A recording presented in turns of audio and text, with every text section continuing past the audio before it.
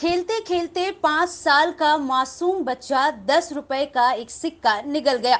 ये सिक्का उसके सांस और खाने की नली के बीच जाकर अटक गया।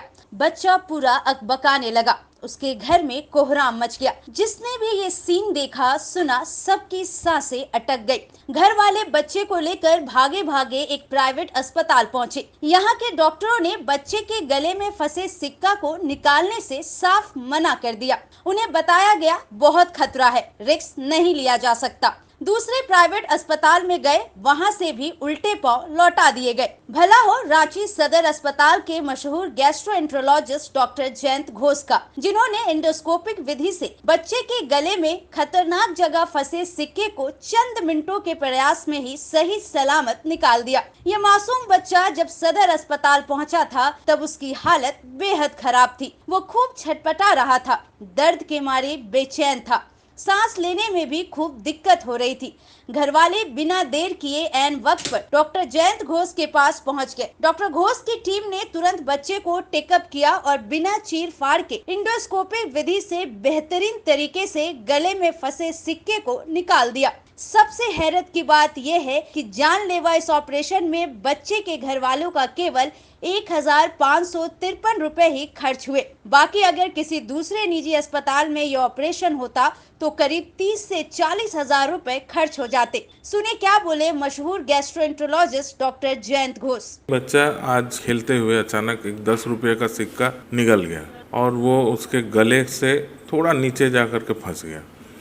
उसका एक्सरे लिया गया बाहर, जिसमें सिक्का दिखाई दे रहा था और कई जगह भटकने के बाद भी जब को किसी ने भी उसका सिक्का निकालने का कोशिश नहीं किया, फिर वो रांची के सदर अस्पताल में गैस्ट्रोएंट्रोलॉजी विभाग में मेरे पास आया और इस समय उसके अभिभावक बहुत ही परेशान थे, बेचारे बहुत ही परेशान थे कि किसी तरह से उनके बच्चे का सिक्का निकाल दिया जाए।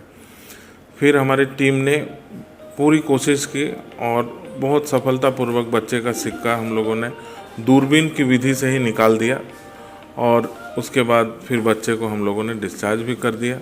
बच्चा बिल्कुल स्वस्थ है और अपने अभिभावकों के साथ अब वो घर जा चुका है। बच्चा जब आया था तो वो बिल्कुल सहमा हुआ था और बोल भी नहीं पा रहा था और रो रहा था। फिर हम लोगों ने उसे काफ़ी ढाढ़स बंधाया, उसको हम लोगों ने कहा कि नहीं बेटा आराम से रहो। फिर बहुत समझाने के बाद सिस्टर्स और हमारे टेक्निकल जो स्टाफ है उन लोगों ने बहुत अच्छे से उसको समझाया। बच्चे ने भी बहुत कोऑपरेट किया। फिर पूरी टीम ने मिल करके बच्चे के गले से 10 रुपये का सिक्का निकाल लिया।